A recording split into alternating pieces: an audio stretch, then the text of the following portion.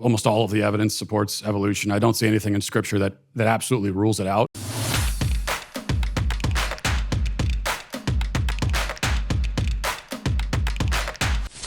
I heard your take on a podcast a few years ago about evolution and how you think that it's the most likely way that humans came about. How do you rectify that with Scripture saying God made man in His own image, and that humanity has souls, which is what separates us apart from animals? First of all, we're not getting into hard questions here, so I don't know if you got the. Did we send that memo?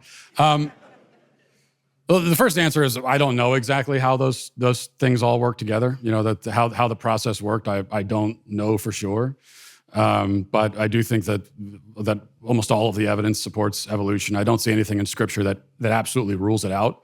I see things in Scripture that can appear to us to not quite fit together, but that just, to me, that's a failure in our perception, our understanding, not in Scripture and not in the scientific theory in this case. I would note that there was a time when lots of people, not everyone, thought that Scripture compelled them to believe that the earth was the center of the universe because of things in Scripture which seemed to indicate that, and we came to understand that there's a misreading of what turned out to be kind of metaphorical and poetic text.